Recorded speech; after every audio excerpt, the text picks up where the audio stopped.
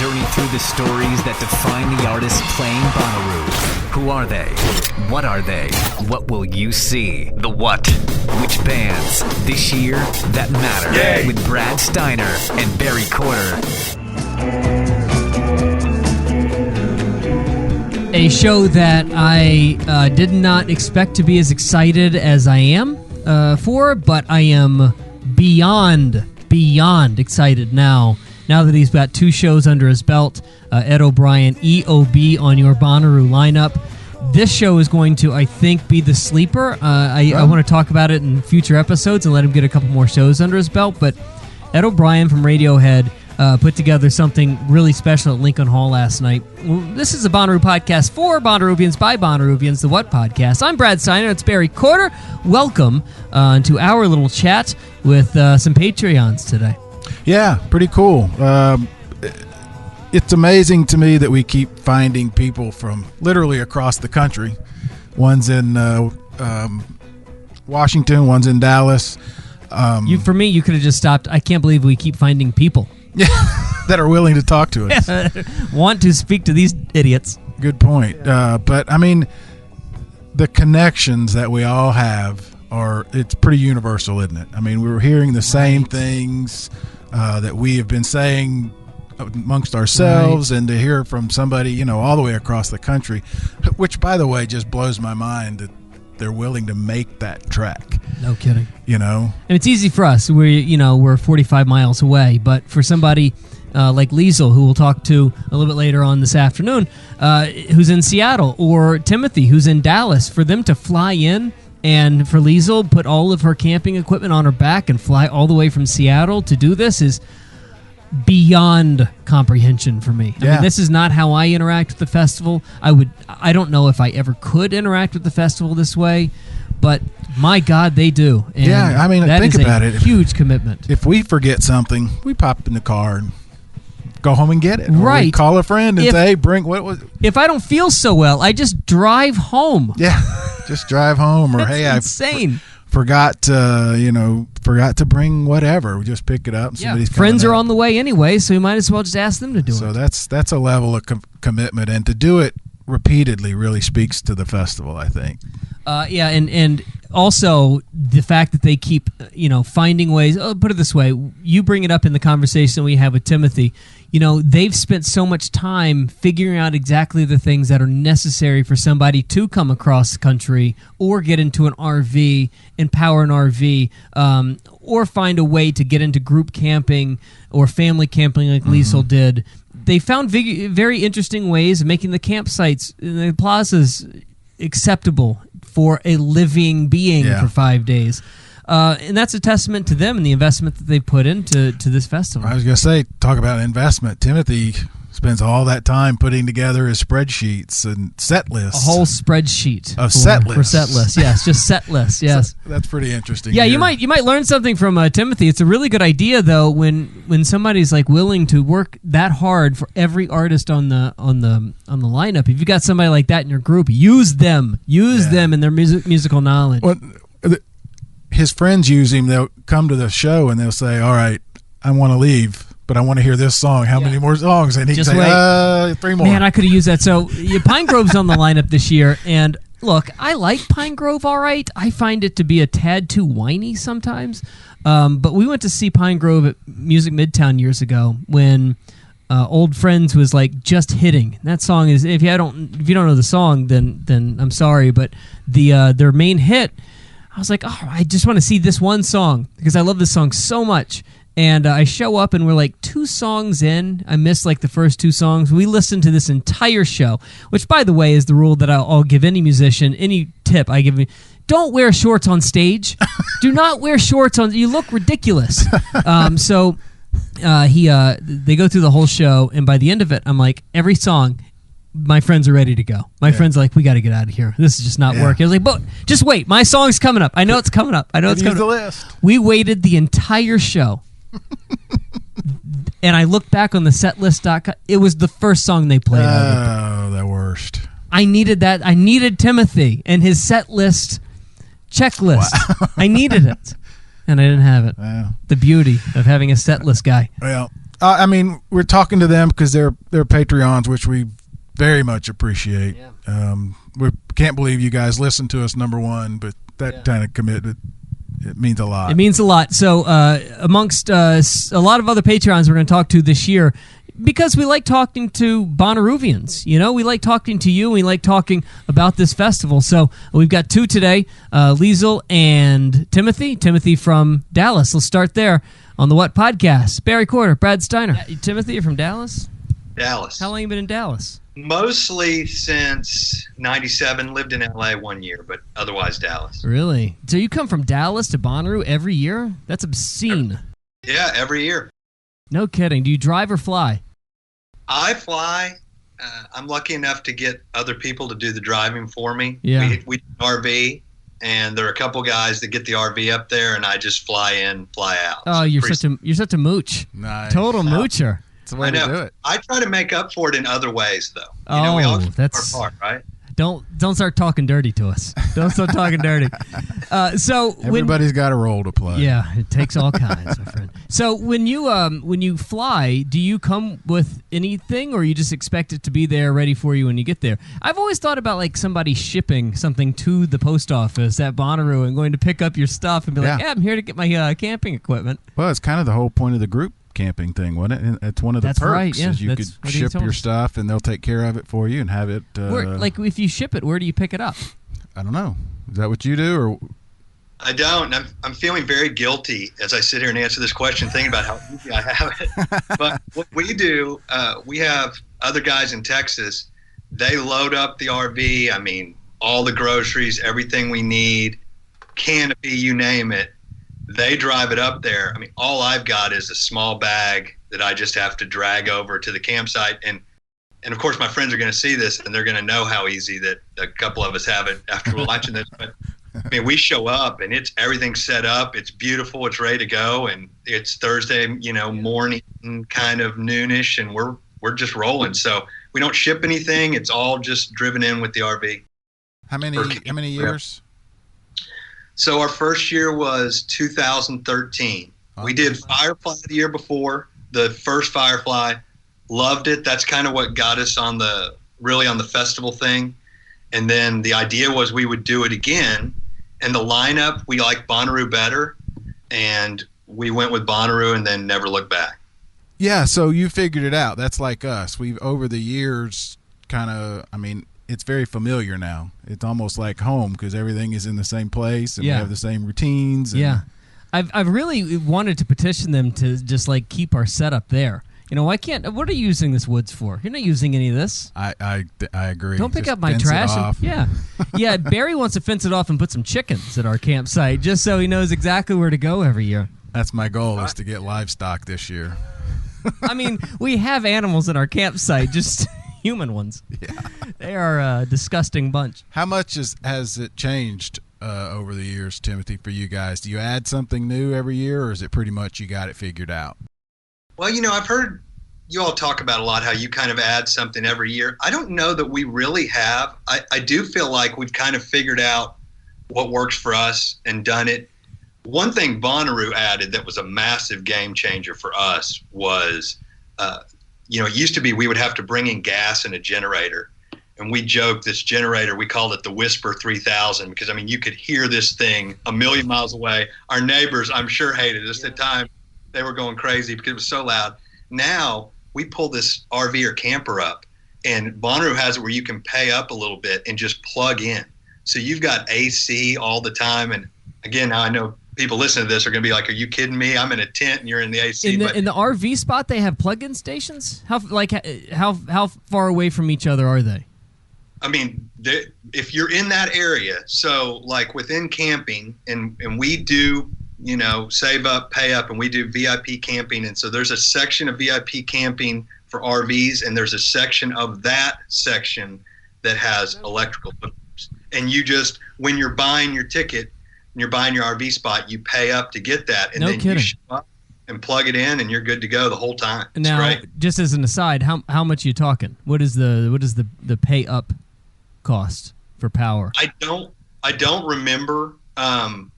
It's far from free, but it like 6 ways. Yeah. But I don't want it's a few $100s for sure. And so somebody who has parents that RV all over the country, and when I say all over the country, inside the 100 miles before my mother starts complaining. Right. What about the dumping process? Do they give you anything to do that, or it's all on you? No, it gets more and more hectic as time goes on, but there are people driving around, 1, to give you water, 2, to handle the dumping process. No kidding. Wow. And you just pay them. Now, the bad part is you need somebody in your camp who is tired and wants to have an excuse that they can just sit back at camp and not go to shows. I already know who that would be on our camp. Barry would handle Yeah, that. I know him. Yeah. Hey, I cleaned the toilets today, kids. Who's got toilet today? But somebody can act like they're like the hero, even though they want to stay back anyway, and they're like, I'll wait to get everything taken care of. So we do have to do that. Well, each year we deem somebody MVP of camp, right? So you get an MVP. Well, if you're the least valuable person, you're on toilets that day. You're on toilets the next year. This is what you have. This is your penance for screwing up camp last year. I think it's sort of important to point out with the conversations we had last week with Sophie, especially, and Bobby. You asked the question, why did it take so long for them to get to the plazas? And I think this is it. This is the kind of thing that they were devoting a lot of time and energy to make sure you guys were happy. And it's sort of one thing at a time. They can't do it all at once. So. And you've never driven in? You only fly? I only fly, and it's so easy. So the VIP thing for Bonnaroo, it's not one of my favorite VIPs. There's a lot of them that do a better job. To me, the best part about a VIP, if you're going to pay up, are the viewing areas. And the viewing areas for VIP at Bonnaroo are terrible. Yeah, they hardly exist. Yeah, there's. Well, they keep moving that hill closer and closer. Well, no, they keep moving the hill, okay? They keep moving the hill. Well, my inside baseball, I was getting ready to throw in that, I don't know if you knew, but they moved the hill and it made it work. Yeah. It's come up. I'm going to my grave saying that they moved the hill. And you can bury me on that hill, damn it. Well, before they moved that hill, it was still bad viewing area. But one thing that's huge is if you do VIP, you don't have to wait in the car line to get in. There's a separate entrance to come in. So we the only reason we started doing VIP, because most of it we don't use, is the people who drive in from Texas after like a 12-hour drive, then sat 1 year for 7 hours in line. So now they just pull right in. And then for those of us that fly, we fly into Nashville. We take the shuttle. You usually jump right on it. Takes an hour. It pulls straight in, no line. You get out, you walk to your campsite. So that's big. And the VIP campsite is not that far from where the shuttle drops off. Back when we used to do GA, you had to lace up your shoes. It was a hike. And that's another advantage with VIP is you're a lot closer to Bonnaroo. It used to be when we would do regular GA, when we would get in a good mile walk before we were basically there. And so that's been nice. I don't think I've ever told this story on this show before, but my first year, I sort of screwed up my credentials, and I had no idea what I was doing. I was supposed to be in the media area, but again, this is year 3 or 2, something like that of Bonnaroo, so they didn't really understand where to go, and it was not clearly marked, and it was a total S show, right? So I end up in GA, and I have no idea. This is a kid who doesn't camp. I don't go outdoors. I don't like people. I don't like it just never was something that I even could wrap my head around.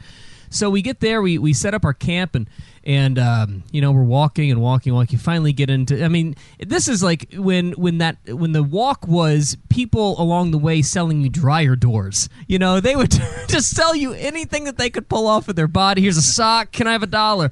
It was so strange. Well, at night, because nothing was lit, there was no markers, there was no signs. You take one right turn. Every car looks the same at night, okay? There's no discernible marker for you to go to. So you take the wrong turn, you're walking. That hike that you're talking about, imagine taking the wrong turn and making that mile walk in the wrong direction. We did it, and I could not have been more scared. It was like the opening scene of Lean on Me, where the principal is getting his head beat into the ground. I was scared out of my mind. I remember there being a fire, and then one girl ran up to me butt-ass naked screaming, PCP! and crashing to the ground. That was when we decided to leave. I was going in the wrong direction. And ever since then, I've sort of like figured this whole thing out, and I think the world around it has gotten just a tad bit better. It's a little better. But it was a free-for-all back then, and that hike is not one to no, it's to forget, 45 it hurts. minutes to an hour It for hurts. some folks. Well, my first experience was not unlike yours. We showed up on Thursday, didn't know what we were doing, went in, had a great time. Everybody left but me. I stayed late, not processing that my camp area was going to look totally different because it's Thursday and people are coming in. And it's going to be dark. Right. And it's going to be dark. And I wandered around for a couple hours, it felt like, until finally I was walking back to sleep in Bonnaroo, and all of a sudden I saw my RV like a beacon in the night. I mean, it's the happiest I've ever been.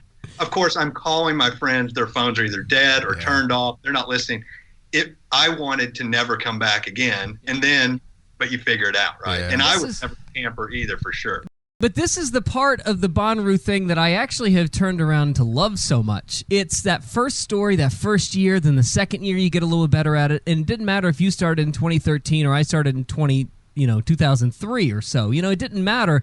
That first year is always such a, mind screw. And then the next year you get a little bit better, and the next year you figure it out, and then by then you're so hooked that it doesn't matter what happens. Yeah, I think you even commented last year when we were up there how it felt smaller or just different, and I had to remind you it's because we've been 15 times. We know pretty much where the for a new person, their mind is like, what in the world, Disney World, have I just put myself in? But the people that work at Disney World know every step around the place. I wonder how many times people have crawled into the wrong tent. Right. At 3 and 4 in the morning. I had a kid try to crawl into mine last year at 2 or 3 in the morning. Yeah, I bet he tried to. Yeah, left sure. His shoes right outside, and we're not luring young ones into your tent late at night. Well, I had the candy trail. How many people in your group? Dad. You said 6? It varies a little bit, but it's usually been about 6. We've had 5 or 6 almost every year, and the RV is always completely full, and it's about that amount. Yeah, that's pretty cool. Ours varies. We've had 20 to anywhere from 10 to 20 or whatever. In the heat of like Saturday morning, there are people in our camp that I just don't know who you are. Yeah, I have no idea who you are. But you're eating all my food, and you're taking all of my things. So help yourself, I guess. I have no idea. You said you go to several, right? I did. Compare. I mean, we talk about all the time the Bonnaroo being a camping. It makes it so different, but you experience a lot of the other ones. How do you compare? Firefly 2013 or 2012? 2012, and then again I think it was 2015. We did Bonnaroo. A few of us, not the whole crew, did Bonnaroo Firefly back to back. We took the RV from Manchester to Dover and did it back. Yeah, and that was a great comparison for your question, Barry, because I mean they're all great in different ways, but. The reason we come back to Bonnaroo is the cliche answer. The experience, the people, and nothing against Firefly. It's beautiful. We had a great time. The lineup was maybe the best lineup I've ever seen. Was that the McCartney year? It was McCartney and it was Morrissey, and I'm a huge Morrissey guy. No kidding. I forgot Morrissey was there. Nice. I mean, it had all kinds of stuff, but everyone's nice, but it's just a totally different feel. It feels more like you're going to a bunch of concerts, where Bonnaroo feels like an experience. And like I go to Hangout every year. Hangout is beautiful. They've got the VIP thing. I mean, it is worth paying up. That's exactly right. That's exactly right. It's baked in. Obviously, you're not getting it for free, but the alcohol and food is all part of it. You're sitting in swimming pools. There's viewing areas. I mean, just being on the beach there would be great. And there's music. But why do you sweat it out in Bonnaroo and, work to get there and all that stuff? Even if the lineup may not be my favorite, it's because of the entire experience. There's nothing even close. And the camping is what makes it great. And I was like you, Brad. I mean, I never had any interest in camping. I mean, before festivals, you couldn't have paid me to do it. But it really made me understand, at least under this version, I do it. I mean, I realize a lot of people are going to hear this and say, being in an RV with an electrical hookup is not doing Bonnaroo, and I'm not saying that. I agree. It's probably not. It works for me. Yeah. And that's the part. That's the part of like the experience year after year after year is trying to figure out how it works for you. Yeah, that's exactly Some right. people work really well in GA and love every second of it. There are people that camp with us that would prefer to be in GA. Yeah. Now Yeah. that they have the plazas and everything that they have out there, like there are people that would spend more time in GA than spend time backstage with us, and that's fine by me. You really just got to find your niche and find your people. You find anybody, you meet anybody at Bonnaroo that you come back to every year that you only see at Bonnaroo? We really haven't, other than our core group. I mean, we always make lots of friends, and we'll end up hanging out with people at shows. I mean, a bunch of things are running through my head of times, but it is kind of like ships passing in the night, and then it seemed like, for the most part, we've ended up seeing people again. I asked that because I wonder if it's the same guy every year that walks around, because I was looking through some of my photos from the years past, and I keep taking the same photo of the same sign every year, and I wonder if it's the same guy holding the sign, "I eat ass." I'm dying to know if that's the same guy every year. There's a bunch of people. Oh, yeah. It's my thing. That's my thing. I did that first. No, I was the guy that had the "I eat ass" first sign. Everybody else is copying me. I get that question all the time, Timothy. People will say, "You camp?" Looking. I mean, I'm 56, so I'm sure it's part of the reason they ask. But some people just don't camp. But Weird, you don't look a day over 56. I appreciate that a lot. It means a bunch. But you figure it out. I bring 2 air mattresses, which are key. We have a Bloody Mary tent, which we talk about all the time. It's not exactly roughing it. We have a tent just for Bloody Marys. We have a tent just for a kitchen. We have, I am a diva among all. I mean, of all the divas in the world, I am the top of the top. I've got a floor-to-ceiling mirror, ceiling fans. I've got to have 700 square feet of carpeting. It's ridiculously stupid. Yeah. So I mean, we make the best of it, and I think that's what we have learned for people going for their first time. They'll ask, don't bring too much. I mean, I think people overpack. But we bring too much. We do. But, I mean, you don't need to bring everything to eat. It's going to go bad. There's plenty of good food inside Bonnaroo. So that's one of those things. I remember my daughter and a couple of her friends went, and they spent 12 months, making lists. And I kind of did too. And then you learn, you don't need that. You do need that. Right, but here's the secret about these lists that people make, and I see a whole lot of them on Reddit, and the reason they're making the list is not because they're like super anal. It's because they're just excited. There's some of You're that. just wanting to like talk about it and think about it. Like I've got to move soon, right? And I started packing like 3 weeks ago. I don't need to pack for another 2 weeks. Yeah. But I'm doing it now because I'm just excited to go. I'm ready to get going, I get that. And the lists are fun, and reading and listening to podcasts and, getting other people's experiences. But it's again, you don't have to pack like you're going to the, Alaska for 6 months or whatever. Well, that's how you and I are different. They're Africa or safari. I feel like I can't take enough. Like I want to keep bringing more things. I want to keep like the deal for like camp is I want to keep making this experience not just more comfortable for me, but I want you to remember when you walked into our camp. Our buddy Lord Taco, who is our producer of the show. He brings the Volkswagen bus, and if our marquee wasn't the thing that reminds you of the camp, the Volkswagen bus is going to. Yeah. And if it's not the Volkswagen bus, it's going to be everybody's giant cartoon heads on a stick.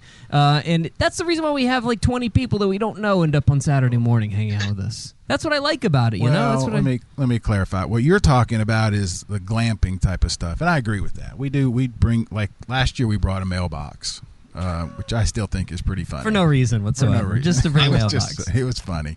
I'm talking about like the essential type of things where, they overpack clothes or they overpack food or things like that. So, are you telling me that I shouldn't bring my bunny outfit? If you're telling me I can't bring my bunny onesie. You know what we didn't bring are robes. We never did do that. We didn't bring a robe. We didn't do the robe thing. Turns out, here's the thing about the robe party, especially late at night. It's a little too cold for a robe. It's pretty chilly at night. I don't want to be tracing around the campgrounds and Bonnaroo in a robe. What's the essentials that you bring? Is it the same thing every year? Yeah, very basic and pretty boring. In fact, I do listen to you all talk about your camp, and we probably need to up our game in terms of a lot of the things you were just talking about.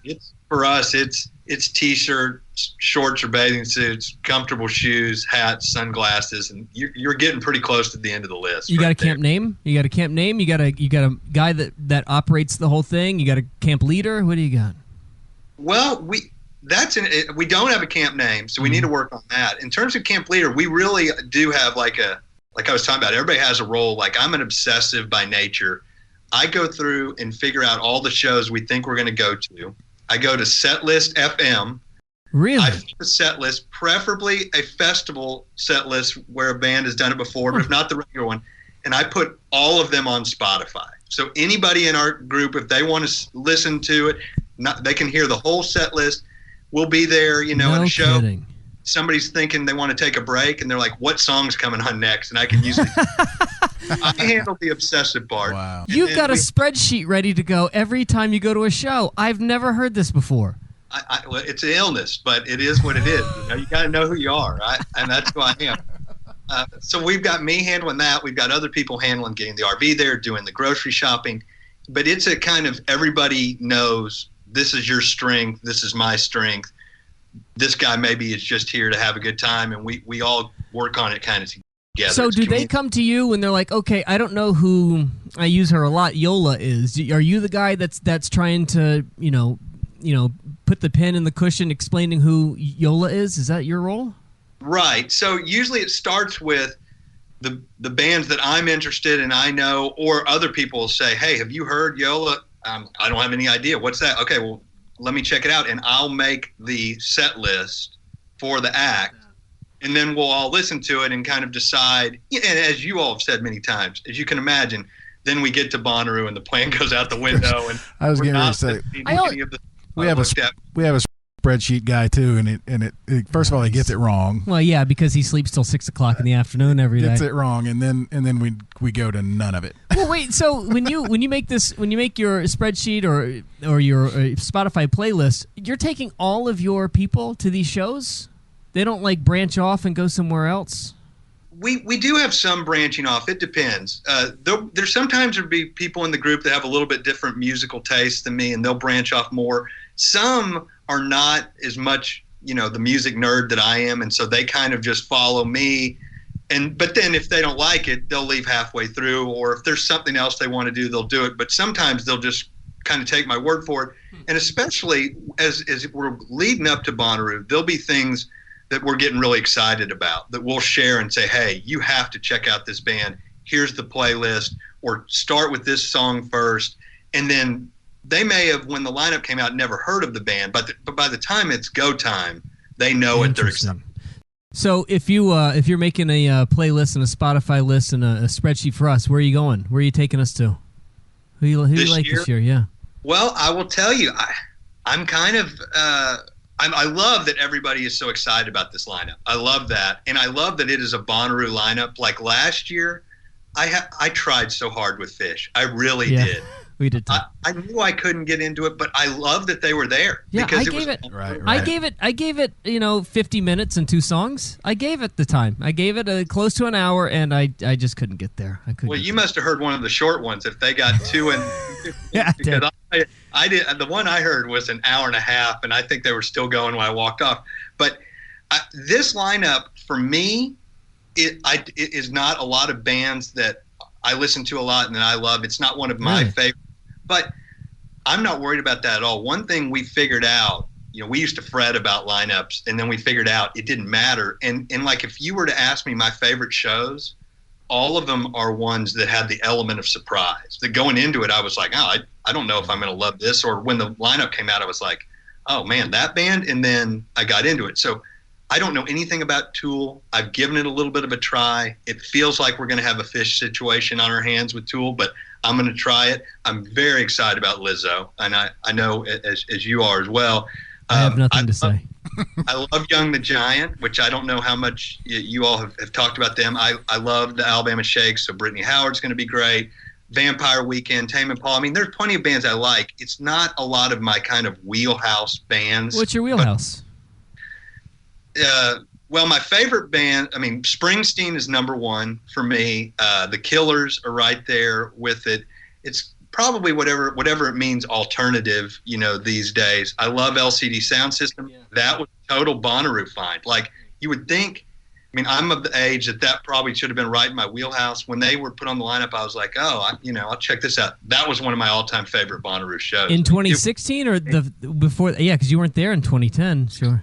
Yeah. I mean, that one is like Jack White in 2014, I think, is the best show I've ever been to. And again, I'm not a big Jack White guy, at least going into that. But, it had the Tennessee flavor to it. He played a long time. He had this whole thing he was doing where he kept saying, if you haven't got something better to do, I'll keep playing. And everyone was calling for Seven Nation Army, and he finally gave it right at the end. I mean, that was a great one. Had the element of surprise. I love the National. I love the Ava Brothers. Last year had a lot of bands I really, were right in my wheelhouse. Future Islands, Walk the Moon, Morrissey. So there's stuff here, but it wouldn't have been. I've seen a lot of lineups I absolutely love this year. This one is not as high up the list as some, but I want to go to Bonnaroo, and that trumps any lineup for me. I wish I had my phone or the lineup in front of me. I could go through a couple of things with you and suggest something, but I'm gonna throw something at you that you might like a lot, and I'm stunned as to how much I like it. This Ed O'Brien set is gonna be phenomenal. EOB, really? Yeah, he's from Radiohead, and he's doing like a cross of Radiohead and Tame Impala. But it sounds to me like you really like a lane that's pop alternative. And, he's got a little bit of that. This song we started the show with, it is phenomenal, Shangri-La. He did his first show in Chicago, his second show in Chicago. This Bonnaroo show is going to be one of those things that you look back like, oh my God, this has turned out to be a lot bigger than we thought it was going to be. I think he's got something, man. This show is going to be one of the sleepers to check out. And I feel like if they put it on at a time, early afternoon, not going to be a lot of people there. Because I don't think a lot of people are making the connection that, especially guys like us and the people that listen to the show will know who Ed O'Brien is and EOB because we figured it out. But I don't know if there's going to be a lot of like. But you're right. We had to figure it out. We had to figure it out. When it first came out, we were like, ew, whatever. And then the next day, I think we were, what? Yeah. I will check that out. I will make an obsessive set list, and then I will share it with my. Well, he's only done 2 shows. So okay. I don't know if there's going to be much of a set list, but he did the entire album at Lincoln Hall last night. We're doing this on a Sunday, so Saturday night he did a second show at Lincoln Hall. I mean, this guy's good. He's really good. I was stunned as to how good this show was. Where does that obsessive, does it intersect with the element of surprise? When you were talking about being obsessive, I mean, you can almost do too much study and, 100%. I think so. And, I got to see the Killers at Bonnaroo, and it was great. And that's like one of my favorite bands at Bonnaroo. But I think there is something where I've seen the Killers probably 30 times. They are one of those bands that plays all the hits, so it doesn't change that much. Where when you aren't as prepared, it does kind of set my obsessiveness to the side in a way that is freeing and liberating and makes it more fun. Right. And with something like LCD, it was like, I had been listening to the music, but I just didn't totally know what I was getting in for. Right. The big go ball comes out, and it's the whole thing's just amazing. I think that really is what does it, is it kind of sets some of that aside. I think that LCD Sound System show in 2016 was damn near one of the greatest shows I've ever seen in my life. I mean, I have been waiting to see them for over a decade. And that moment was one of the glorious moments I've ever had at Bonnaroo. And LCD's not for everybody. I get it. I know there are people that dog him out. But LCD's, outside of Alabama Shakes, my favorite band on the planet. And that was as euphoric as I felt. And why I'm so excited to see Tame this year is because Tame Impala got no favors to me. I mean, they were given no favors, going literally from the what to the which that year. I had to go from the greatest experience I had ever had at Bonnaroo with LCD Sound System outside of McCartney, and then I had to go watch Tame Impala. And I'm like, well, whatever. Yeah, well, I felt really bad about Tame. I was like, this is a great band, and this is a great show, but I just don't care. I'm so at a high from LCD Sound System, so that's why I'm excited to go back and see Tame, because I sort of missed half of it the first time go around. Right, and I share your concern. I mean, the Witch stage has always been a battle for us, and it took us a while to figure out why. Like, but there is something with the sound over there. The sound is not good.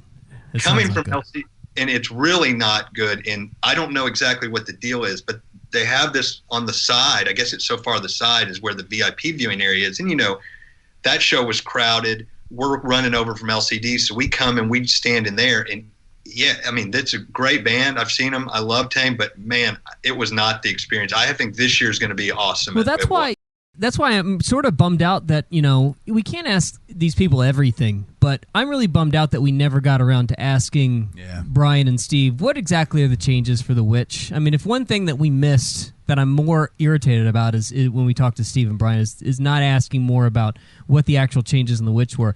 Now, I appreciate the screen. I appreciate, you know, them putting some stuff into the Witch stage in years past. I have had an argument with the sound guy of the Witch stage in years past because of how inadequate it feels when I go from tent to the What stage, which is the best sounding stage I have ever seen. You've been to a lot of festivals. You've seen what I've never heard a better stage. The sound quality for the What amazing. Is unbelievable, and I can't stress that enough to anybody who thinks that we're just Bonnaroo, you know, groupies. The reason why we are like this is because it's so well done. The What stage sounds better than any stage I have ever heard in my life. And then go to the Witch, where it sounds damn near like you just forgot about it sometimes. And I know a lot of it has to do with the artist, and a lot of it has to do with, you know, a million of other... There's so many things that go into it, I get it. But, boy, there's just something that just misses in that space sometimes. And it really bums me out. Honestly, the best show I ever saw at the Witch was like... 13 years ago is the Yeah Yeah Yeahs. I mean, the only time that you can get sound that goes that far into the field is just hard driving guitars. Anything else that's got intricacies, it just gets lost in the ether out there. Well, I do have one little trick, which I hate to give away because if lots of people do it, it's going to go away. But the trick I figured out for the Witch is to... If you really want to see somebody, get there early, get in the pit line, and get in the pit. Now that's not going to change the sound totally, but you're so close and in it that it seems to overcome some of those other issues. And when I'm in the pit there, I've really been pretty happy. It's when I'm away from the pit. That's right. That's where Once you get to the trees. Once you get to the trees or behind the soundboard, things just get lost. That's right. That is one of the things, and we haven't talked about it much since Jeff Cuellar, I guess, told us about it. But the traffic is their focus, and then fixing the Witch, and we'll have to follow up to see what exactly they're going to do about that. I mean, I think when they sort of moved some of the staging around and opened it up, it seemed to help the flow getting around, but I'm not sure it helped the sound so much. So maybe that's what they're having to deal with. Yeah, you're not. I mean, you're asking the wrong guy. I know nothing about sound. The only thing I know about sound is how I hear it, and I don't know how to fix it. I don't know. This stuff, this is somebody else's deal. I have no idea how any of this works. Me either. I'm hoping it's working. I just worry about my hair looking okay. Yeah. I worry about the same thing. I do. He looked good. I do have a pretty good shine on the head here with the light. Hoping y'all can take that out in post, you know, just tighten up. But yeah. We'll talk to our people. We'll get there, guys. Well, all right, man. What else? Thank you for being a Patreon, first of all. And by the way, as a Patreon, many of the Patreons get one of these, which I'm very excited about. This is a mixtape in our What Podcast specially designed box. A mixtape from... We've gone back and forth on whether or not you get me, Barry, or Lord Taco. I sort of now I'm getting to the point where just send them all three. Yeah, kind of just send them all three and see. All of them. And then you guys will realize how much better mine is than all of these two people. Okay, I just wanted to say that this show with you guys sort of answers the question as to whether or not we can be bought, and so Here we are. Yeah. The Dad answer needs is- some new golf shirts. The answer is a resounding yes. Nah, we truly appreciate you guys. That's awesome. and, Yeah, thank you. Not just being Patreons, but listening. I mean, it's means a whole lot. And that's what, like, if there's a show that you absolutely have to go to that you're going to take your entire campsite at, which one's it going to be this year? What's the absolute go-to?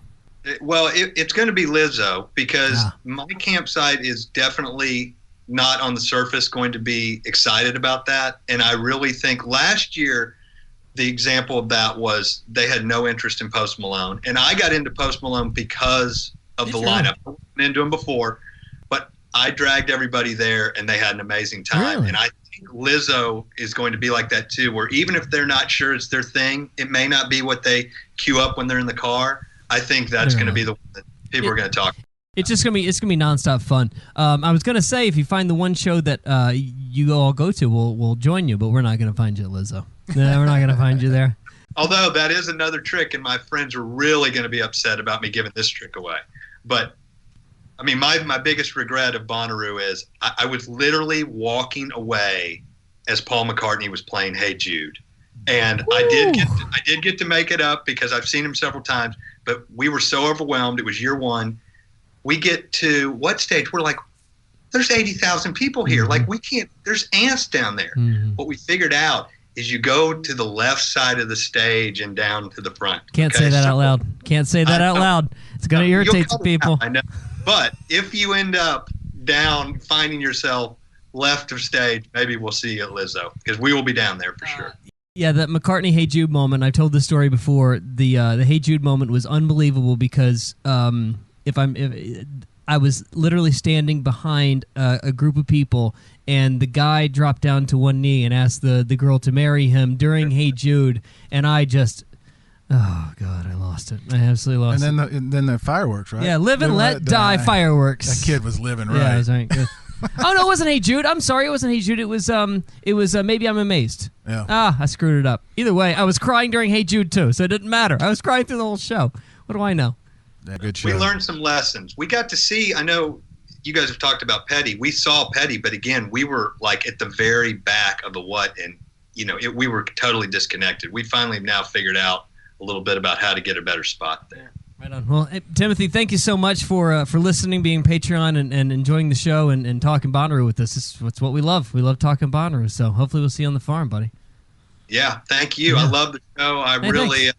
was happy to contribute to it, and it's become my favorite podcast. I mean, I wait good. for it to drop. I obsessively, am clicking the update, waiting for it to drop, so it's my fave. Keep doing thanks. it. Thanks, so man. We much, appreciate it. It's very, Thanks for very doing humbling. this. Appreciate it, buddy. I'll see you soon. All right, take care, guys. Yeah. I didn't really know that it felt so cold.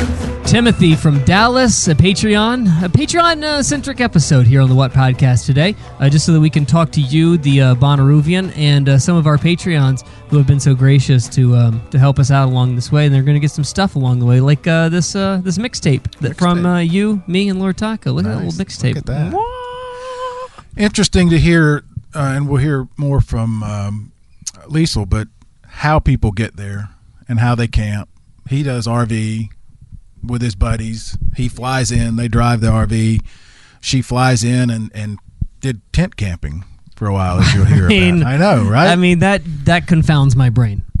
She is a dedicated woman. Yeah. And she loves this. I mean, I love the idea of talking to somebody who is an absolute dedicated musical discovery person, because that's what we feel like we are, and where I think that the festival does best with people who are really, really trying to expand their palette. Well, to that end, too, you'll hear her say she has to test people. It gives them a test. I love that part. Let's thank some other Patreons as well. Jason Hazelbaker, Chloe Howe, Lucy Young, Phil Hanley, Dan Sweeney, Dustin Garrick, Chelsea Davis, Ella, Frank Swanson, Linda Doles, David Grimes, Bill, Ryan Mathewson, Sean McCarthy, and William Wilhoit. Thank you for your patronage on Patreon. Let's get into part two. We've got Liesl from Seattle calling in now on the What Podcast. So we are talking to Liesl. Sounds like Diesel, not Leslie. Yeah, and I keep saying Leslie. I apologize. I've really screwed that up, huh? I have really blown it. When you have a lifelong name like that, you kind of deal with it. Yeah. Who's your friend there? Who do you got?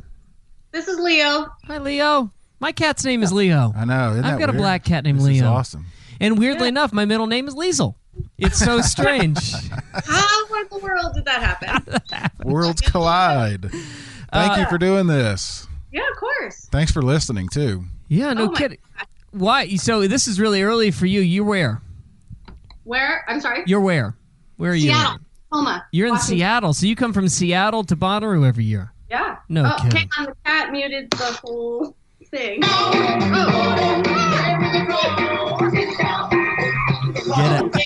Get it, cat. Cat's cool. Cat Cat is got my game. spirit animal right now. DJ Leo. The cat is right here. I think I'm 5 shades of red. That is hysterical. I like the sweatshirt. Did you get that? Did you get that there? Yeah, nice. Many roos ago, I thought, I should go full on roo, so I have my necklace and my sweatshirt. Yeah. But I've been doing Bonnaroo for a few years now. Well, in a second, we're going to show you Barry's ass tattoo. It's going to be really good. Wait till that happens. It just gets uglier and uglier. And then How many of them have you done? let's see. 2008 was my first, so I'm coming up on my 9th. Wow. Wow, that's good. That's good. Yeah. And I guess and we talked to Timothy just now about how he comes from Dallas. I guess you fly too? You fly as well? Yeah, I fly. I pack everything, all my camping gear in my 2 suitcases. So ultralight tent, Stop it. shelter. Yeah. Do you have a group of people that you meet every year there, or how does it work when you come from Seattle? Well, now I do. So 2008 was my first, and then after that, I took a hiatus, and then I got laid off from my job. I'm like, screw it, I'm going to Bonnaroo. And so at that time, it was InfoRoo was the only kind of chat medium that you had. So Right. I'm kind of a nerd, so I'm on the computer researching everything I can and reading through all the chat groups, and I found InfoRoo. So I went by myself with all of my camping gear and my 2 rolling suitcases and showed up at InfoRoo intent only. And so Wow. I made friends then. Yeah. Is that normal behavior for you to venture out on your own like that, or was it just for this? Normal. Yeah. That's pretty. I mean, that's It's pretty bold. brave. Yeah. Well, I mean, it's kind of like, why not? I felt really comfortable with the messaging that had been going on in InfoRoo, and what was the worst that was going to happen, right? Camping by myself, but I knew Bonnaroo. I'd been there once. Everyone was great, so why wouldn't I be fine? So, I rented a car. I asked for family camping so I didn't get put out into quarantine, which at that time was like pods 1 and 2. People used to get stuck out there and not be able to get into tent only until Thursday out. And so we called it quarantine. Yeah. And so I asked for family camping, walked right up 5 p.m. on a Wednesday. I was there setting up my tent, and I'm like, okay. And then all of a sudden these InfoRoo people showed up, and That is phenomenal. yeah. I mean, That's- that is essentially the story of this whole festival. In that you're just going to find the people that you belong with, no matter what. You're going to find the experience that you belong with. If you're open to it, it will find you, no matter what. Was it that experience and that type of thing that made you come back, or was it an act, a particular lineup? It's never about the lineup. Yeah, it's so we keep hearing that. It's so. It's never. I I don't know what mean, the word is. yeah, it's kind of an interesting thing because I met these people, and now you become these lifelong friends. You hear that story over and over again. I find music I love in the lineup every year, and I happen to be friends with. You remember you guys once did a podcast with Randy, who was the recorder. Yeah. He's terrific. right. Yeah, we met him at the War and Treaty show. Yeah. Yeah, He keeps sending me files. He's terrific. Yeah. Yeah, I'm friends with him and his group. So I have that group of friends. I have InfoRoo. I have some super group friends. And, just over time, through the Randy group, I've really kind of dug into the undercard. And so I love that. I just, if I look at this year's lineup, I'm more into the undercard than the top 2 lines. Well, if you've been going since 2008, you took a little sabbatical and you came back, and you're doing it because not the lineup, and you're doing it because the experience and the people and what it does for your soul, I imagine. Oh, yeah. What was What was the artist? What was the show that got you? Even if it was a main stage act, do you have a moment that hit you that was musical? Well, okay. In 2008, there were two. I decided, being such a Pearl Jam fan at that time, I would wait in line all day for the Pearl Jam show, working my way through Ozzo Motley, B.B. King, Jack Johnson, and getting to Pearl Jam. So the Pearl Jam show in 2008. That was the year that Jack brought Eddie onto the stage with him when he was playing by himself. Yeah. Yeah, and so that year, also the Raconteurs, that 2:00 show of the Raconteurs, whatever day that was, face melted. I'm like cemented. You had a phenomenal What Stage lineup that year. I mean just BB King alone. Yeah. You just sat there in the sun. You know, I remember that year being very, very hot. I remember being insanely hot. And when and for some reason Jack Johnson was a fill-in that year, was he not? Yeah. Like, he showed up because he was not on the lineup. He showed up by himself because he was filling in from somebody who just canceled. I think that was Mumford and Sons. That was after. That was 2013 or 14 because he was playing with ALO. His friends ALO were on campus. It's not campus. Whatever. It's like the a farm, campus. on the farm. But it was another. I think that was another year that Mumford, the guy, had some heart problems, brain problems, and they canceled. And they put on Jack Johnson, which I was happy because I could nap in the campground with just some background music.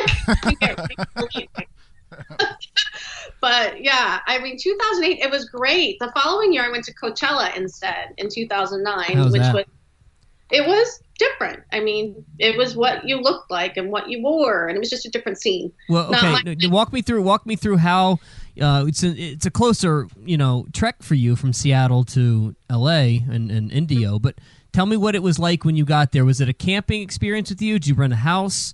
Did you find people to stay with? I'm so confused about the Coachella thing. Of all the major festivals in the country, it's the only one I haven't been to, and I'm very confused about how it works.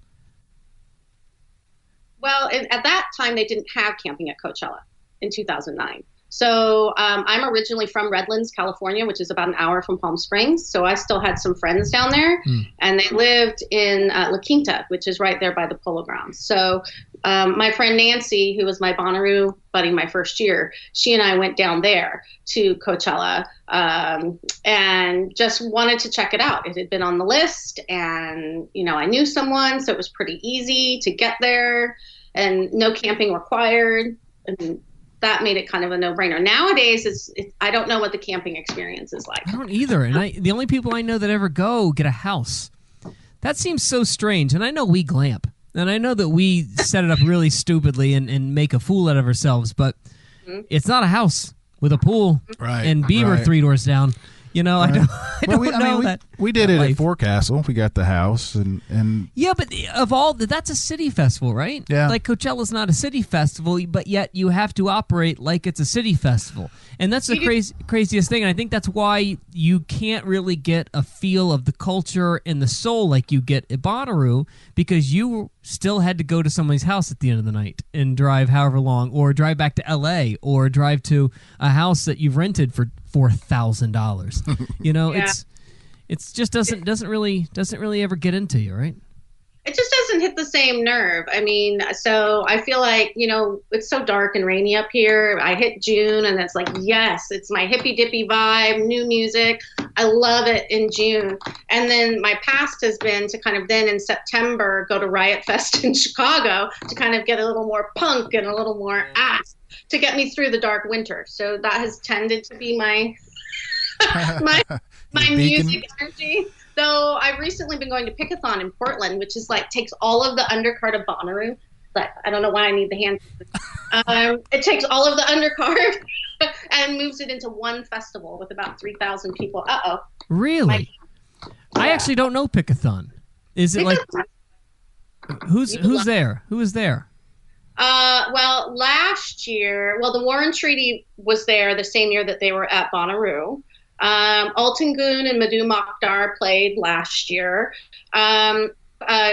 Jen Clower, Courtney Barnett's girlfriend, was playing there, so Courtney Barnett was there. You've had people like Phil Lesh.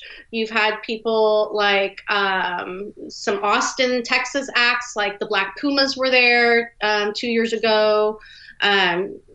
So, I mean, I feel like that those are some pretty solid acts. No kidding. And you take these, do you even like go see them when they're at Bonnaroo, or are you just like, I've seen it? It depends. Warren Treaty, you don't miss. Yeah, that's a good point. Yeah. I mean, that's you know, good one. like Alton Goon. Okay, it was a great show. I've seen him at Pickathon.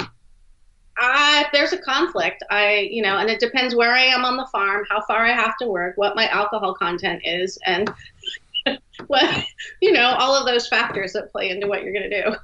Do you make a list, or you like all of us? You make a list because it's something to bide the time, and then you get there and you throw it out?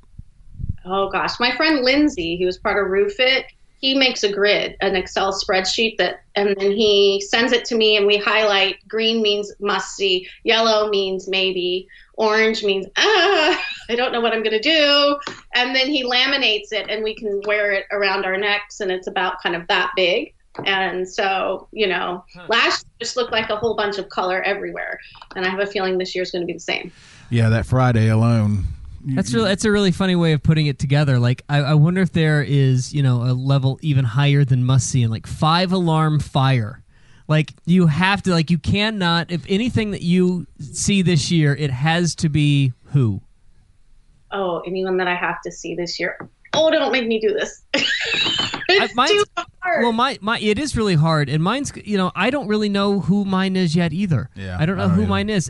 Yes, I do. It's Yola. It's Yola. I've seen Lizzo like 15 times at this point. No, I know I'm going to see the show. I mean, I'm not going to miss it. But Yola to me is like the one I've been waiting for and dying to see this entire time.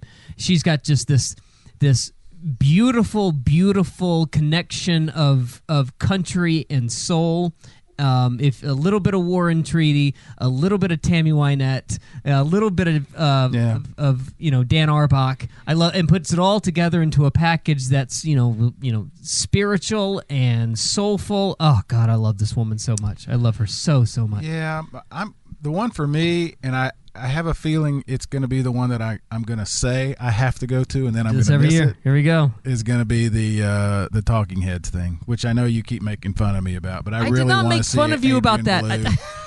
Not what I did. I did not make fun of you about it. I was just absurd. I thought it was absurd when you saw the lineup, and we were like, wow, our eyes popped out of our head. You went to turquoise and not Miley Cyrus. We already talked about it. I stand by it. That's the one I'm excited about. Okay. And Miley. I think Miley's going to be really interesting. Miley's pretty up there for me. I mean, when I look at this lineup, and I've seen a lot of kind of the larger acts over the years, you kind of get you've seen Vampire Weekend. I've seen, and so that's why I'm excited for like a Miley, for Lizzo, which I heard the 2016 show and didn't see. Yeah, well, that was everybody. That was everybody. I mean, you find me somebody that actually went to the Adele show, 10 years ago. I'll give them $100. It just didn't. I'm not doing that, by the way. But it's just like I got excited. We just have these things, and like nobody knew who Lizzo was then. And if you did go, you were super underground and just happened to stop by. I can't imagine anybody being like, you have to go see Lizzo in 2015 or whatever. I don't know if that really was a thing. Yeah, this is an interesting lineup for me because of the top has more acts that I want to see than sometimes in the past. Mm-hmm. Miley Cyrus, Lizzo. But I really have gotten into the discovery thing. That's the part about Bonnaroo that I really like. Coming home with an act that I'd never heard of that's now on play all the time. Bahamas for me still. I listen to that all the time. Never had heard of him before seeing it. And those are Warren Treaty. I mean, golly bum, that was such golly bum. Gee willikers. Every act does 2 shows at Pickathon, so you have 2. No kidding. Yeah, so you get to see them on a main stage and then maybe a smaller wood stage. And yeah, so I mean that year was 3 Warren Treaty shows, so that was pretty fantastic. I'm excited to see Camp. Camp was at Pickathon last year. Yeah. Colony House I'm excited to see them. I saw them do an in-store show in Seattle when I was working for Filson for a bit, so I'm excited to see them. Oliver Tree, I'm kind of curious about that. The Strut. This is interesting. Yeah, the Struts are great. So, here's what's interesting is you live in a city that you're getting these kind of things come through all the time. Yeah. And even if you don't, you live within, 150, 200 miles that you could go to on a pretty easy basis, right? You could go to Portland if you really wanted to. It's weird that you choose Bonnaroo, which is 1,200 miles away. God knows how many miles away it is. And those are the bands that you're talking about seeing. I mean, Camp, Oliver Tree, those things are probably coming through Seattle every week. But, it's a school night, and it's an hour drive up to Seattle, and they play till 11 or 12, and I have a day job. So, Good point. I get it, and I make this point all the time. That's just something that's different about Bonnaroo and the fact that it's all right there, and that's why you're there. You're there to go see music. I mean, it's an hour drive to Seattle, but it's also a 45-minute walk to Bonnaroo. So and a school night. I mean, that's a legit, that type of thing. Life gets in, That's a good point. And you have a cat. You got to get home to that cat. Well, the cat is self-sufficient. Someone checks in once in a while, but I have an automatic feeder. It feeds it twice a day. That's how I treat Barry. What day do you get? Do you get to Manchester? Do you get there Wednesday or Thursday morning, or does it vary? It varies. If I'm doing tent only, I've gotten there typically Tuesday, spent the night somewhere, and then been to Manchester by about 10 a.m. Really? Yeah, so that way I can get in line to kind of get in early enough and not have to deal with any traffic accidents. Where do you usually stay on Tuesday? Most years I've done Nashville itself. Okay, I got you. Last year we did Murfreesboro, I think we did. Yeah.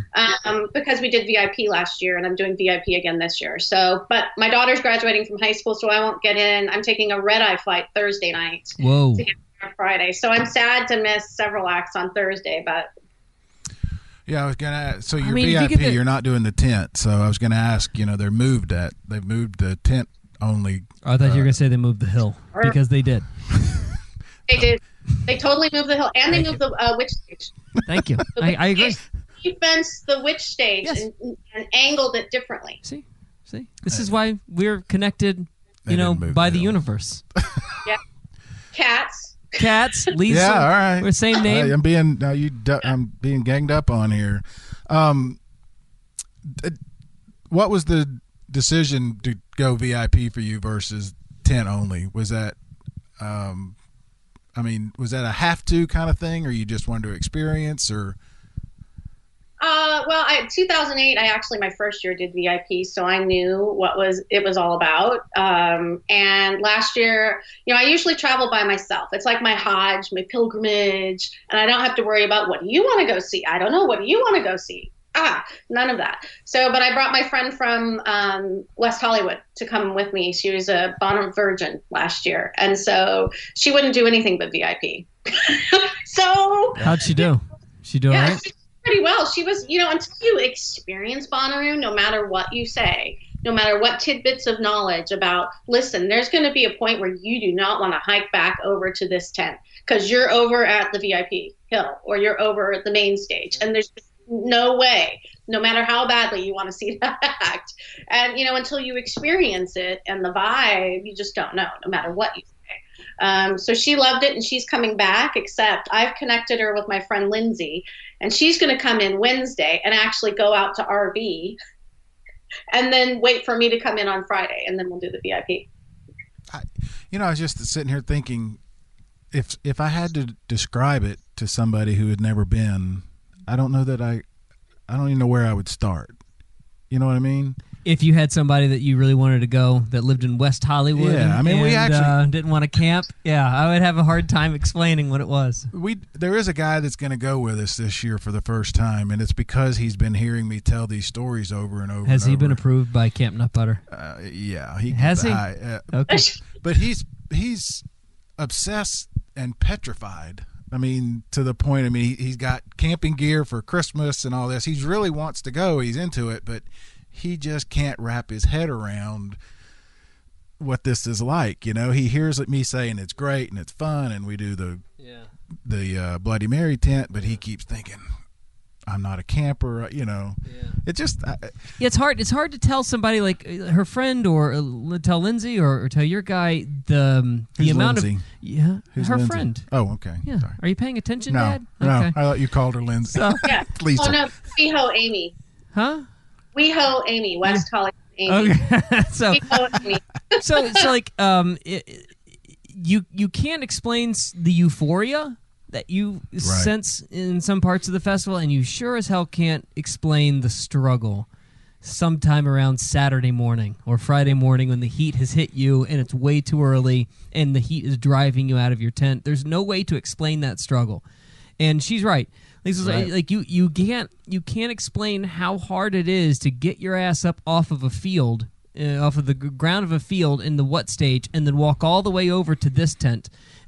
Just because you wanted to hear Pine Grove. It's impossible to explain. You just have to trust that the person that you're bringing along has, a little bit, less lazy than you. Well, we've talked about it, Lisa. The ones that go to camp with us, Brad and his wife go. There's a couple others where it's, the couples go. But, like, my wife doesn't go. I don't think we have any other couples, do we? Tara. Oh, yeah, Tara and Joe, yeah.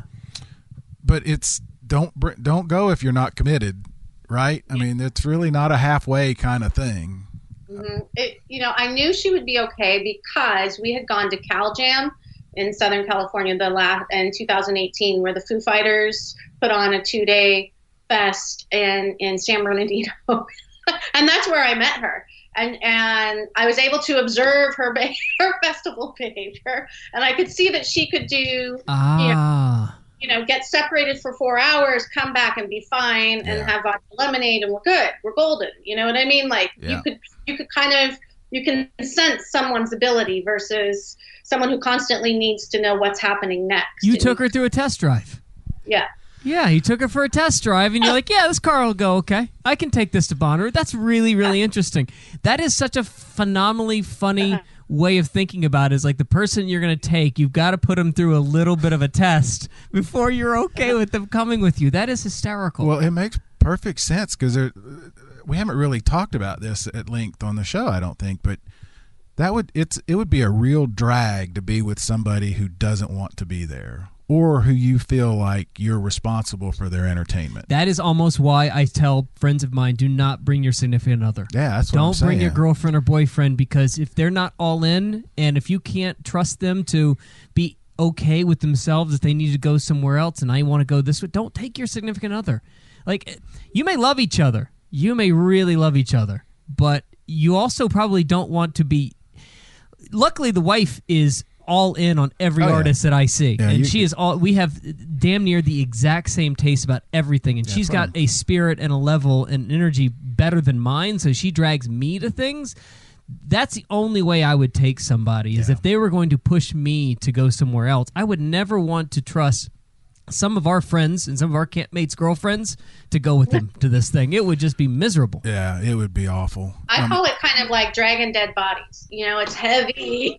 Yeah. You're trying to get it across. Yeah, and you feel guilty if you left it on the road somewhere. Eventually, I'm going to be like Dexter and just chop you up and just throw you in the river. It's a real big deal.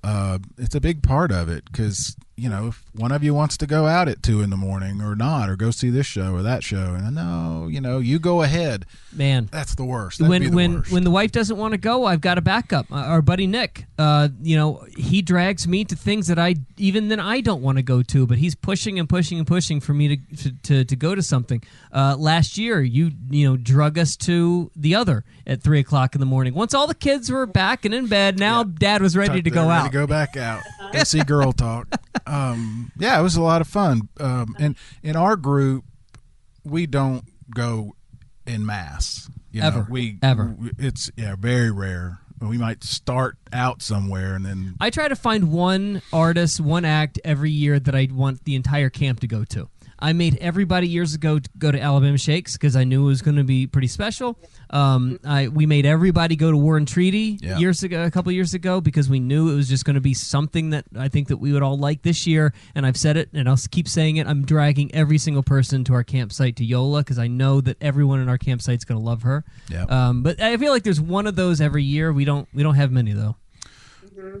You keep talking about War and Treaty, and I wanted to tell. I got to interview them a couple of months ago. They were coming to town, and I asked him.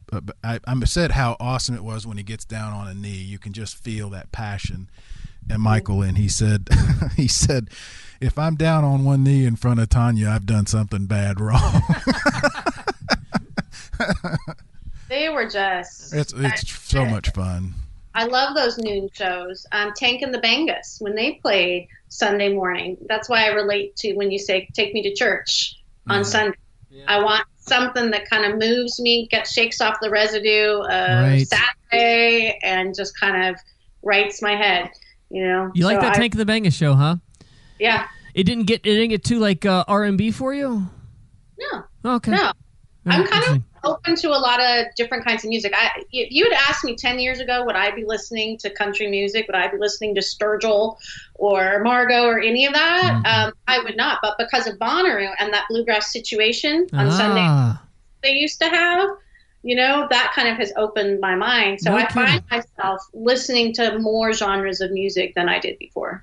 Man, I've never thought about it like that before. Like, we tend to oversell, maybe how important Bonnaroo is or AC Entertainment or festivals in general, but I never thought about how I listen to artists and then it's all because of the other experiences I've had at Bonnaroo, and maybe it's because I'm trying to search out where they would go in the festival or if I'd like to see them on the festival, but yeah, I've never thought about how it expands my mind to like things that I probably never would have liked in the first place. Oh, absolutely. I think that's it for me. That's when I first went, and My Morning Jacket was not a band that I would have ever found without Bonnaroo, and it's exactly that. It became sort of a discovery thing. What's out there that I don't know? That's not going to be force-fed to me by radio. But what she's saying is not on the front end; it's on the back end. It's like, yes, you walk in discovering things, but how does it then shape how you listen to something? The next time that you go to discover something, how does the feeling that you have of discovery on the farm then lend you to discovery when you're at Spotify in the middle of September or October before you even know anything about Bonnaroo? How does that discovery then feed into everything else in your life? That's the part that I've never really thought about before. Well, I'm surprised to hear you say that, because to me that gets to the whole, when you talked to Ashley Capps and thanked him for saving music, that to me is how I know. I'm not making fun of you, because I knew exactly. He's always making fun of me. I'm like, wait, what? Well, I mean, I've told this story. We were at Forecastle in the beer barn there, and it was not the beer barn; it was a whiskey tent. The bourbon tent. Sorry, the bourbon. Alcohol. It was just drinking. The bourbon, and we started pretty early, and I introduced him to Ashley, and the first thing out of his mouth is "Thank you for saving music," which. I like to leave an impression. It's a funny story, but I really did get what you meant, and I think it's what we're just talking about. For me, going opened my mind to want to find different, not just acts, but genres and all of that, which I think we're saying the same thing. But, I mean, I'm a newspaper reporter, so covering music, Liesl, is what I've done, but I really was in a rut. I mean, everything was just so same until going and realizing there are 90 acts on this lineup, and I probably don't know 75 of them. But now I want to. And so it opened up Spotify and Pandora and all that. Like, Pandora is a good example. I would have never listened to music that way before, where I just pick a song and then let it pick for me. Okay, so let me ask you this: does that make sense? It does make sense. Is it Bonnaroo, or is it culture in general, and how everything has sort of just changed in the way that we? I think it's all of that. Yeah. I think it's Bonnaroo, but then you get Pandora and Spotify and all those. They came on MP3s. I mean, just it's more accessible that way than it used to be. I think. Yeah. I rely on these playlists. Russ put one out, Bonnaroo puts them out, and I download them for Spotify, convert them over to Apple Music so that I can just kind of start listening and getting a feel for what I like. And, and then I do that for Pickathon and different festivals now. And then I might just click on it and see where it takes me, And, yeah, but you seem to me as somebody is a musical discovery person. What about the person that's not into that? I mean, that's the craziest thing is I think we tend to talk to each other in our bubble, but a lot of people don't really care about discovering things. They want to be, told what is big, and then they just sort of follow that. And what I would hopefully implore onto someone is, if you have a chance to say no to, I'm not dogging Tool out, but if you have a chance to say no to Tool, save up your energy and go to some other things that may give you a little bit of a different show. I do sort of wonder if I'd love to talk to somebody who literally just goes for the headliners, who would just go because they want to see 3 artists on that lineup. And then I'd ask them, why in the hell did you choose Bonnaroo? Because you could choose that guy or that girl any time of the year in any city that you wanted to, in a much smaller venue. And then probably have you obviously don't really care about the experience, so the experience doesn't really matter to you. Right. And then after they went to Bonnaroo, I'd wonder how their mind changed. I don't know that we run into many people that do that. That's what I'm so weird about. The day campers or the day people are probably closest that I can think of. That I would think. I have friends in Supergroup. They were in Info, then they formed Supergroup, and I have people that maybe hear 5 bands the whole time. They just don't make it out of Supergroup. Yeah, I know. It's a festival, and they have, maybe it was Deadmau5 5 or Skrillex or whatever it was. That might be the only reason they went in. And so for them, it was just about being there with their friends and in, the pods before the pre-plaza time, where Supergroup, they bring a circus tent and have a theme every year, and they have been, in Rolling Stone for their encampment, and it was kind of the pre-plaza camping experience. So there was no reason for people to leave unless, all of their friends were going, to that 5 a.m. Skrillex show at Calliope the first time. Yeah, that's a really good point, and I think that's sort of where I'm going. I guess we don't spend too much time with the people who don't really give a damn about the lineup or don't really give a damn about the artist. They're literally just there to hang out with their friends, and they might go see Tool and they might go see Fish, and that's about it. I think there's more and more of that, especially as the plazas get better and better.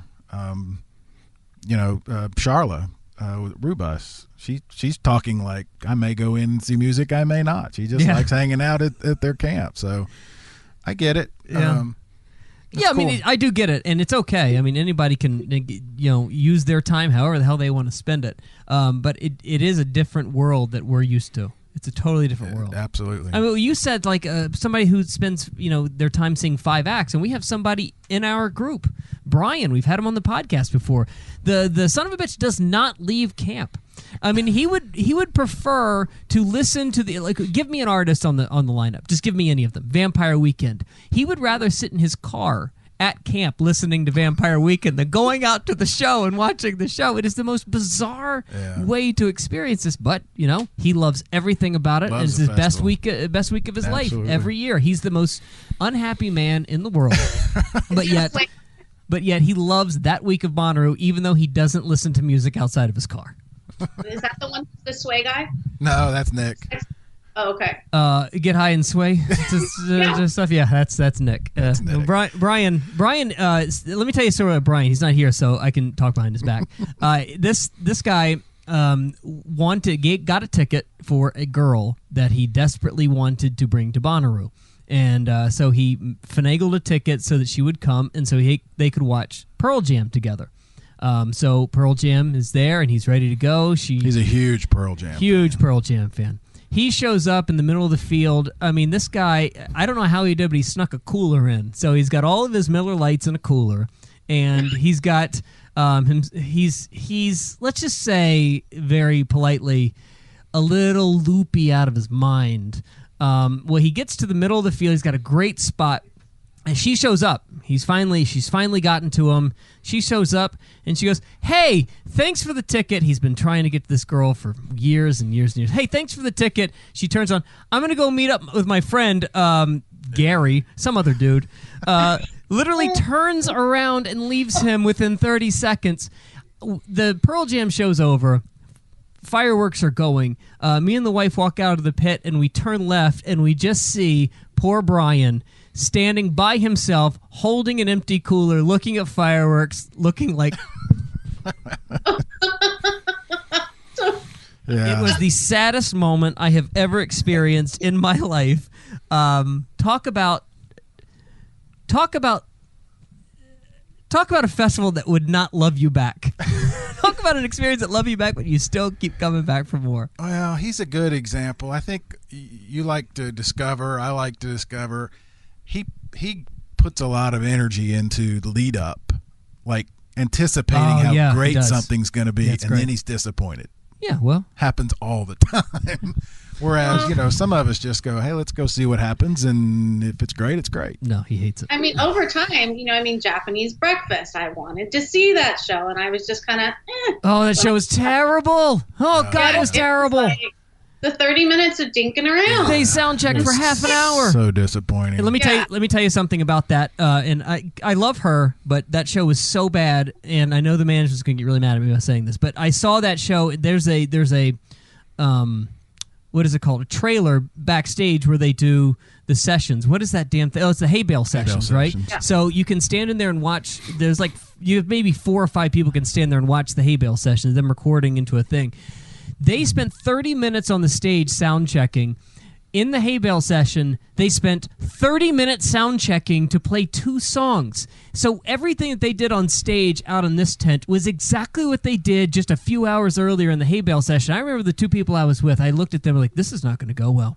If this is what they do on stage, this is not going to go well. And that's exactly what happened. Now, I have heard plenty of people tell me that they've gone to other shows of theirs and it's been perfectly fine, but man, that was as irritating as it got. Irritating as it got. What was the show that you loved the most out of Bonnaroo? What was the one that you remember the most? My Morning Jacket, 2 a.m. 2008 with the rain. That 2008 year was really good for you. That was a good year.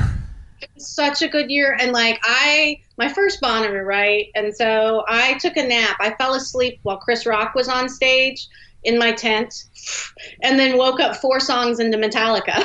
And I'm like, where am I? What's going on?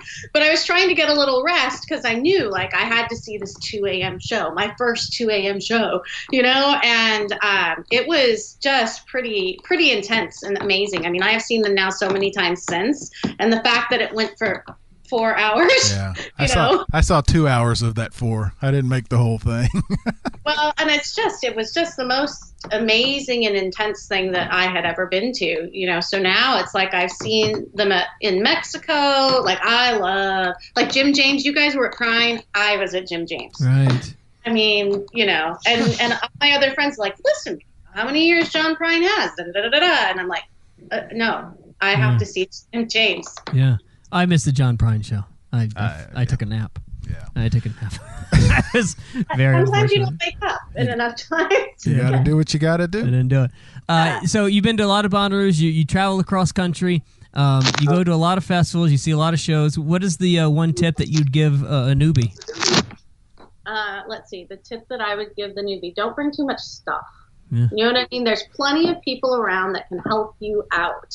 There's always an extra chair. There's always extra cooler space. You just don't lug around so much stuff and worry about everything that you're bringing and everything that you're bringing in the center room, I mean, I think people spend a lot of time and kind of get worked up in that kind of like, oh my gosh, I need to have not my pour over coffee. That might be me. But, but I need to have the chair and I need to have the rain boots and I need to have, all of it. I need to have food planned for every meal. I'm like, you're not eating much at this festival. Sorry, cat. No, that is, we talk about it all the time. The food is the one thing that you just everybody overdoes. I brought a grill my first year. We tried to grill up a whole bunch of nonsense, and we ended up eating cheese sandwiches. Yeah, it's like trail mix. It's just too much work. And plus, I'll be honest with you, not only is the food a lot of work to make at campsite, you really need to be really under control of the body. Absolutely. You got to be really under control about what you put in and be very careful. I don't really go too crazy thinking like Bonnaroo is the place for me to eat Asian food. No, I don't really know if that's the best idea. I stick to the skewers by the witch stage. On the right side when I'm looking at the stage, there's like kebabs. That's it. And I stick to the Indian food. There's Indian food Very place brave. That's really good. Like I could, you're right by the brewer's tent. I know it well. Yeah. Because I'm now hungry and I need to eat. Me, it's spicy pie and cremusties. I got to get a cremusty. The vegetarian jalapeno corn dog and a pizza. Pretty good. That's pretty much my entire diet for 4 days. I will have to have an Amish donut or bite someone's Amish donut. Have a bite of an Amish. Sounds a little dirty, Liesl. You say it that way. Words don't always flow right, so you can imagine if I had That's okay. beers, that's delightful. There you go. All right. And then Thank you so much for listening. Thanks for listening. For doing this. Thanks for embodying the Bonnaroo spirit from Seattle all the way in Washington, man. That is pretty special. And I got to imagine if the Bonnaroo people are listening as much as they say that they listen, when you have dedicated people that are not just regional but are all the way in, Washington and are flying in every year, that's a big deal. I mean, we talked to Timothy earlier. He's in Dallas, so it's we're spoiled. We're an hour away from Manchester, so it just blows my mind to think what it must take to get you here. No kidding. Yeah. No kidding. That's a commitment. No kidding. I love it. I'm willing to take a red-eye flight this year so I don't miss Bonnaroo. That's what's incredible. You're going to take a red eye. I'm just saying, you better like nap on the plane, because when you show up on Friday, you've got a big day on Friday. Friday is the most stacked day I've ever seen in a festival lineup before. No, I know. I feel the anxiety and pain right now. Please don't. No anxiety. Please, God, no anxiety. But it will all work out. It always does. Yes, it will. Yeah, absolutely. I'll always see some great acts. So I appreciate you taking the time to speak with me, and I love it's what awesome. you do. I listen to it, and I just scream at you in my car when you say something, and I'm like, I'm going to remember. I'm going to remember to tell him yes, that he'll move. I'm going to remember to tell him. But so be it. I occasionally tweet you guys, and I enjoy it so much. Hey, we thank you so much, and we love the interaction. And if there's anything that I think that we have grown to appreciate and maybe we didn't grow to appreciate. We already appreciate it, but we didn't know it was going to come. Is sort of the we started this just to talk to each other because that's all we talk about. But the amount of people that have become people that we really want to talk about this with as well is just exponentially grown by the thousands. So now we get to talk about Bonnaroo with a whole bunch of other people, which is honestly, I mean, look at him. What else? How many more times do I need to talk to him about the same things? I need new blood. I need new people. Right? Different viewpoints. You need a little bit. Exactly. Yeah. Well, thank you so much. We appreciate you. Have a great day. Bye, Liesl. Bye. Bye. Bye. Sunday. Bye. Among some of our Patreons, Timothy, Liesl, we've got more to thank. Sean McCarthy, William Woodhoyt, Parker Reed, Meredith Rittman, William Richards, Ross McNamara, Evan Brown, Aaron Carlson, Timothy Proctor, Catherine Riccio, Gordon Silver, Tyrone Baskett, and Melanie and Jesse Feldman. We were talking about some artists that you've discovered and things that you want to see. I've recently gotten all in on this Ed O'Brien project, right. EOB. Go listen to Shangri-La. The album I sneaky got to hear it over the phone because they won't send it to me, but I got to listen to it. My God, this album is good, and it comes out in April. I am ecstatic about what this show could be, and I think it's going to be the sleeper. But going through the lineup, talking to Liesl, do you know this lineup is so good? I forgot Lana Del Rey was on it. Oh, I know. How was that possible? I know. I've forgotten Run the Jewels is on it. Well, I've been listening. I did the Spotify playlist, which is linked on thewhatpodcast.com. I keep finding things and loving it. I have not spent any time with Ed O'Brien. That's going to be next, probably this week. So there's a lot to find in this lineup. That's the part that almost sends me into a panic attack. There's so much to find, and there's so much that I've got to remember that's even there. Yeah. Like I can't. You go through this thing, and it's just so even across the board that when you forget that Lana Del Rey is there, I'm really worried. Well, I'm really worried. The trick for me is going to be, we've talked about before, the walk-bys. I've made it a habit in past Bonnaroos to go lay eyes on somebody to see them. There's going to be some of these where I'm going to want to stay the entire time. Well, I mean, this is why we always said, and Liesl said it too, about not being a lineup-driven thing for her. Yeah. I wonder if I'm going to get to Saturday and remember that I really like the years where I didn't like the lineup the most. Yeah, because you can relax. I can relax. This feels like too much work all this already. It's what are we in February, March? I'm already upset about I totally how agree. much work it's going to take. It may, we always go with a plan and then it never happens. So I'm torn between even worrying about it and just that's a good point. Let's get there and see what happens. So we appreciate you. Next week, we're very excited. Bonnaroo is back. We just spin the wheel and we see where it lands and play some music from artists that we may or may not know. Years past, we have found so many artists that we love just based on Bonnaroo. Absolutely. And we found friends via Bonnaroo. Absolutely. Yeah, I think it's one of the funnest things we do. I'm looking forward to it. All right. Other Patreons to thank: Haley, Nick Eatman, Lauren Edholm, Joshua Herndon, Brooke Tussey, David Solano, David Henson, Skylar, Sean McCain, Phil Nye, the Bonnaroo guy, Justin Negro, Andrew McBride, Mary T, and Musical Antlers, whatever that is. But I'm now intrigued by Musical Antlers. One of our new Patreons. Let's. By the way, you can sign up at thewhatpodcast.com or thewhat_podcast on Twitter. We'll see you next week with Bonnaroo on the What Podcast. Journey through the stories that define the artists playing Bonnaroo. Who are they? What are they? What will you see? The what? Which bands this year that matter? With Brad Steiner and Barry Courter.